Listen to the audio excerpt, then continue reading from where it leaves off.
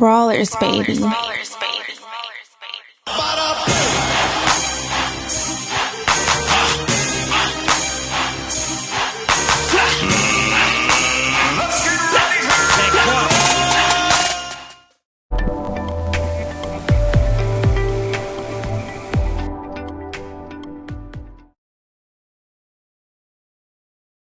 Kick us in. Here we go.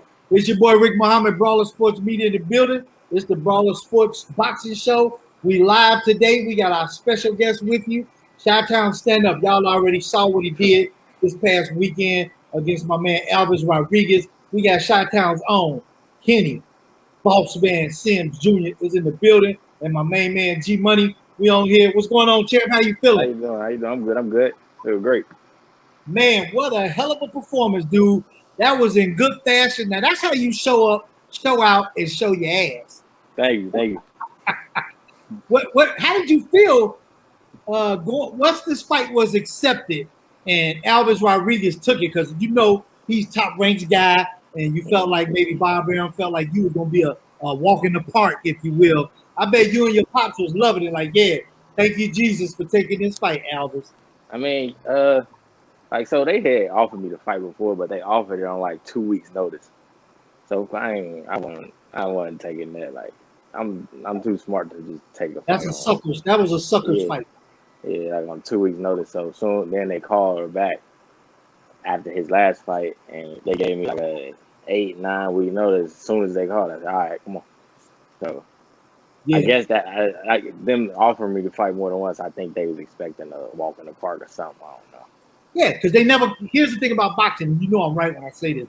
When you get offered something with short notice, they want to catch you slipping anyway. Yeah. You turned them down. For them to come back again, they felt like, hey, let's keep it rolling and let's get our 12th win and victory off Kenny Sims. See what I'm saying? So it was a blessing how they slept on you, brother, because they must not have reached who you are. And what a performance, man. You came out at the bell. That's the best punch in boxing, and you have perfected one of the best jabs in the sport, brother. Like that's what the whole camp. That's what we worked on. Like don't matter that he's southpaw. Just use the jab. Like I feel like a lot of people like in the spots of southpaw, they neglect the jab just because they're southpaw. I'm like, it don't matter. The jab still gonna work. The southpaw, right hand in. You gotta have that setup punch. The jab is the most effective punch, the most dangerous punch in the sport of boxing. Yeah, like a lot of times in the fight, I wasn't trying to land the jab. I was just throwing it to keep his hands at bay. And once I seen in the first round that he let that happen, I was like, oh, I got it. I'm good. Because as long as I'm jabbing, he's not gonna punch.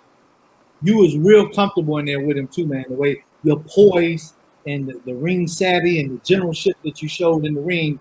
Like I said, I said, hey, Kenny real relaxed. He already know where he at in this fight. Yeah, I was confident from day one. Like I watched him from that first time when they offered it with the 2 weeks. And that was in like maybe November, December. So I've been keeping up, like just watching him just in case they call back, and they called back. So like the last 2.5 months, I done watched him, whether it's a highlight or a whole fight, at least once every day. So wow. In my head, I was locked in on him. And me and my son was discussing GMoney, my other analyst on here. We were discussing how you just performed and showed a boxing clinic. Speak on that, GMoney. Yeah, man, I wanted to just congratulate you, man. That was an excellent performance. And not only did you box his ears off, what I liked was towards the later rounds, you started to walk him down and beat him at his own game. Yeah, we had a conversation in the corner, actually. So, like, I wasn't tired at all. So, like, I wasn't even breathing hard. So, after I think it was the 5th round, I came back to the corner, and I told them, I said, because we got in like not a clinch, but we was close. You knew he was tired. You could hear him breathing. I could hear him, like, his breathing, like, picking up. And I went back to the corner, and I said, 2 more rounds, I'm going to stop moving. I'm going to go to him. And in the 7th round, I did just that. Yeah, man, it was a beautiful performance. And I think your jab and the way you was boxing him on the outside took away his straight left that he likes to throw also. Yeah. And like I don't watch him so much that I know he'll throw the straight left, but that's not really what he's looking for. Mm-hmm. He was looking to land the right hook. That's his favorite punch, the right hook or right hook. Yeah. So that's why I was stepping to the. Well, I stepped both ways because I worked on that, but I was trying to step into his hook, but he didn't throw it anyway because the jab was stopping him. But and if he threw the hook, I was gonna step into it just to take the power off him, but he ain't throw it because the jab. He let me dictate and just the take jab. it away from him. Yeah. Mm-hmm. So you was in camp with Terrence Bud Crawford. You had something else, G? My bad. Go ahead, baby. Oh no, that was it. And, Vegas had you at plus 1,000, man, and I won some money off of you, so I want to thank you for that. Yeah. Hey, they were sleeping. They all know nothing. Yeah, I know. Got paid, kitty. At one of the casinos, they had me at plus 1,200. Oh man. Woo. Yeah. Did you bet on it? And my family did. Yeah, they was some happy camp. They had a nice time. But how was camp? I see you was with Bud Crawford and Shakir Stevenson. Were you guys down there in Colorado Springs training? Yeah, I did the first half of camp. I did it in Houston. Okay. And then the second half we did it in Colorado Springs. Colorado Springs, you know that's a mile high. So if you come back up below, when you go down below sea level, and then you come back above sea level, of course you wasn't tired. That's why you was like, let's go. I wasn't tired at all. I was like, I was chilling for real. I wasn't even breathing hard. Running them hills out there in Colorado Springs, man. I was facing out there, so I know. We was doing all that, and I was in Houston. When I was in Houston, I was doing a lot of swimming. Like in Houston, me and Shakur was doing like 11 rounds straight, 12 rounds straight, just me and him. So that's what's up. And that was for the WBC junior welterweight interim belt, right? It's the US belt, the WBC US NBC belt, the United States belt for the WBC. Yeah. So now what's next for Team Sims, for Kenny Sims Jr., man? Well, one of my managers just texted me today, so we're gonna sit down and have a conference call Friday, figure all that out. Right now it's just soaking it in a little bit. It's chilling because I've been in camp so long, like seize the moment, baby, and get a little celebration. You know what I mean? Yeah. So we're gonna figure all that out before this thing is. So help us analyze these upcoming fights. Let's start off walking through the Haney fight coming up, GMoney. Yeah, what's your thoughts on that fight, man? Do you think Jorge Linares can challenge him and give him a good fight? Or do you think Devin's just going to outbox him and get a clear unanimous decision? I spar with Linares a lot. So I think Devin's style is like it's all wrong for him. So I think it's going to be I think it's going to be kind of an easy night for Devin. I just think his style is wrong for Linares. Yeah, I agree. Yeah, me too. We both said that Devin Haney, it would just be like a high-profile sparring match for him. Yeah, because Linares is not really a super like aggressive pressure person, and he's not gonna make Devin. I don't think he's gonna make him uncomfortable. So I feel like Devin gonna be like kind of, unless he try to make a statement, make a point to try to knock Linares out of something. I think he's gonna be like in cruise control the whole night. Yeah. That's he's pretty relaxed and chilled in the ring too. Kind of, he looked, like you was in there Saturday night. That's how Devin gets in the ring too. It's just like he knows who he is and where he's at in that ring, and like he's home. You feel like you're at home. Yeah, I think Devin, his footwork, like him just moving, make it an easy night for him. Josh Taylor and Jose Ramirez, that was a hell of a performance. Yeah, I gotta watch it. I gotta watch it tonight. I ain't see it yet. You ain't see it yet? Nah, I'm gonna watch it tonight because I was with my family right after my fight, so I'm gonna watch it. Okay. But back on that, with do you think Josh Taylor now? Because they're talking about Josh Taylor. Bud moved up from 140 after he dominated, went to 147. He's still probably a legitimate 140, but because of his height, he can pass for 47. If Josh Taylor goes to 47, would that be a good fight, him versus Bud? What's your thoughts on Josh Taylor moving up to 47 and possibly fighting Bud? Since we're not going to get a Bud Spence, it don't seem like. I mean, Josh Taylor nice. Josh Taylor good. I think the Bud is just like on a different. Bud on another level. Yeah, he on a different level. Like Josh Yeah. Taylor might do good for a while, but I feel like Bud so smart, he'll make an adjustment if he doing good, and once he making the adjustment, it's gonna be like It's gonna be over. My son was saying the same thing, that it'll be entertaining, but Bud hands down would prevail. No problem.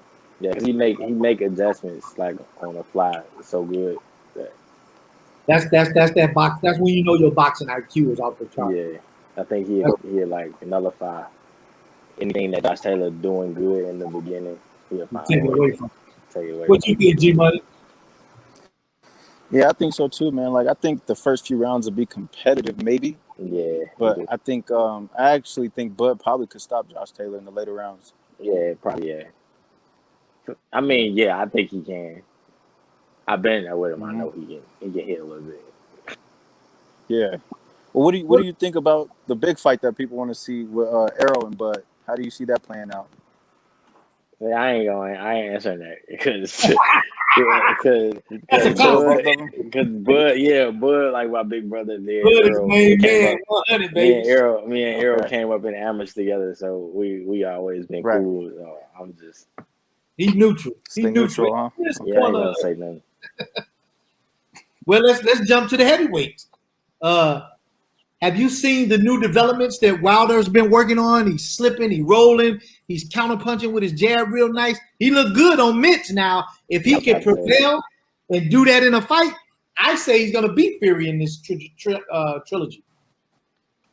I mean, it's always. I feel like with heavyweights, it's always almost 50-50 almost, just because they so big and they got that weight behind their punches. But if Wilder could translate that stuff from the mitts to a fight, right there, that looks good right there, Kenny. Keep it right there, brother. Okay, if Wilder could transfer that stuff from the mitts to a fight, then he got a chance. Yeah, he got a chance. But if it's like the same thing again, then I think it's gonna be the same thing again. I feel like Fury not scared of his power no more. Because even in the second fight, he caught Fury with like some clean right hands, but he just like walked through him. Yeah. What else we got? We talking about here, GMoney. We got. What do you think about Wilder and Fury? What's your thoughts on that fight? Yeah, I mean, I want Wilder to win. I hope he wins, and like he said, you know, like with heavyweights, you know, they're all big punchers, most of them. So any punch can end the fight. But I think what we've seen Wilder working on, I mean, it looks good, but my game plan, I don't think he can outbox Fury. You know what I mean? So I think he needs to be aggressive, but be smart. You know, don't get wild and everything come behind his jab. But I think he needs to be aggressive and not try to outbox Fury. I think in that second fight, Fury realized, like, I'm bigger than you. Like, I'm way bigger than you. So I'm not even gonna try to box you because I'm bigger than you, and you can't change me being bigger than you. So. And he just walked it down pretty much. Yeah, he walked it down. But yeah, Fury's a big dude. I mean, let's not. We want to get technical now. That first fight should have been a knockout for Wilder because they gave Fury like a 12-13 count. Yeah, it could have. Yeah. That could have been a W for Wilder, you know what I mean? And we could have been even 1-1. Then going into the third fight, the best man win it all. So, other than that, now they're saying, you know, Eddie Hearns is saying that Fury never wanted any parts of Joshua, and that now we're possibly going to see another. I don't want to see another Ruiz-Joshua fight, me personally. Yeah, I don't either. I don't want to see that. A third fight, you know, even a slimmer Ruiz, like my son was saying, you know, Ruiz struggled to beat an older Ariola. I would like to see Ruiz. I like to see Ruiz and Luis Ortiz fight. Actually, I'd like to see Ortiz fight Joshua too. Really, I mean, me too. Yeah, I think Luis Ortiz will beat Andy Ruiz though. Andy Ruiz. I think Luis Ortiz will beat him convincingly. And he's too much skills, I think. Maybe. Yeah. He's but I mean, that is a good fight though. That's a good fight though. Who we got next? Tank is fighting who Tank got coming up? Barrios. Mario Barrios. Barrios. Is that going to be a tough fight for Tank? Barrios is a tough dude too. He can punch. Yeah, he can. It might be. He can get Tank. He gonna get Tank some trouble actually. Or is it going to be the same? Like Leo Santa with Leo Santa Cruz. No, I don't think it's gonna be like that. Just because Barrios got the size. Like Barrios. Oh, you like, think it'll be more competitive? Yeah, he close to like. I mean, the Leo fight was competitive. He's tall. Yeah, Leo Barrios almost 6 feet. Yeah, he's like 5'11", and he's bigger. 6 feet probably. He probably 6 feet honestly. I think he is 5'11", 6 foot, something like that. Yeah, he like 6 foot almost. So I think that'll maybe get Tank in trouble. But I mean, Barrios he got knockouts too, so he can punch a little bit. So. Yeah, I was saying I think that fight would go like Leo Santa Cruz until Tank gets a hold of him and catches him. That's what I think. I think it'll be competitive until the later rounds, you know? Yeah, that sounds about right. Yeah. Your boy Earl Spence Ugas. What does that fight do for Earl Spence? I don't think it does anything for him really, but he's just staying busy. I mean, he fighting Pacquiao, so Pacquiao. Oh, they took away that fight. Okay, yes, that's right. They announced it Saturday. They say Spence coming in as a heavy hitter on the odds, and you know, like everybody gonna roll with Spence, of course. What's your thoughts on that? Then, yeah, Spence. I forgot. I just read about that. Spence and Pacman. Pacman stands a chance. He did what he did against Thurman. I mean, he an all-time great. He always stand a chance. He's a legend. But at this point, I think Earl in his prime, and he big for welterweight too. So he is. But I mean, Spence had problems with a busy Showtime Sean Porter, if you will, and we know Pacman can keep that pace up just as busy. I feel like that's different though. Sean Porter is more than just like been busy. Yeah, he's letting his head go too. Yeah, Sean Porter like he more than just gonna be busy. He gonna rough him up, pushing. You know, he gonna use his head, bully him. Pacquiao gonna throw like punch combinations, like punches. Pacquiao gonna do the weird angles. Yeah, but he ain't got to. I don't feel like Earl had to worry about like getting headbutted, elbow, pushed, and all and he's too short. Yeah. And he's small. That head won't be in the same position. You know what I mean? Yeah. So, but other than that, what else we got? Did we cover all the up and coming stuff? The Haney fights coming up. Who else? I mean, Shakur fight on the what fight? 8th. I think the 8th or the 12th. June 12th. Yeah, June 12th. Who we got? They announced that already? Yeah, he's fighting some kid from Africa. Naka Tia, something like that. Oh yeah. I ain't seen a whole bunch of advertising on that. Yeah, I mean, I seen it at the hotel. I mean, just because it's at the same venue. Right. I seen it was all over the hotel. But and then all my guys fighting. Jerry Hurd, he fighting next on that Floyd. Yes, that's what I meant to say. Right? Yeah, so he fighting. But I know the guy he fighting. He fighting Cuba Lewis Arias from Vegas. Hurd, no problem. Huh? Oh yeah, Yeah. You think Hurd could stop him? I knew. Yeah, I think he can. He hit hard, actually. Yeah, he hit hard. He's big for 54. Well, Jared Hurd could be a light heavyweight. He carries that weight and drops weight at 54. He's like a light heavy. Really? You know, he is. So I was in camp with him his last fight, and he's crazy that he didn't have a problem at 154. Really? Yeah, like he ate every day leading up to whatever he wanted, a regular meal. He ate the day of the weigh-in, like healthy food, but like he was eating, like he wasn't starving himself. He was drinking water the whole camp, like. And that fight was at. But I believe this fight's at 160. Yeah, this one at 160 just because he's been off so long. But right, he's still gonna be at 154. Mm-hmm. Wow. Okay. That's gonna be a good fight. That's gonna be a good fight. Well, hey man, I want to thank you for your time. Man, congratulations on a hell of a performance again. I hope this is a good conference call you're about to have on Friday with your managers. A lot of people don't understand Kenny Sims Jr. was a highly decorated amateur. He's from the south side of Chicago. He had a documentary on Showtime, all the things that you and your family have endured living in Chicago. I'm from Chicago, and it's a rough life, and you know, hey, you gotta do what you gotta do, but you managed to stay grounded and stay focused. Also, the good thing is you got your pops in your life too to keep your head on. You know what I mean? Mm-hmm. So a big ups to your pops, man, and King Sims Jr. You guys did your damn thing this past week. I was proud of you. Thank you. Man. And we just happy that you found some time to jump on with us today. Me and my main man GMoney. And hey, anytime we gonna be covering you, we gonna be watching you, man. I can't wait to see what's next for you because I know who you are. You know what I mean? Yeah. I know you, so I like they can sleep all they want. They don't know you. Thank you.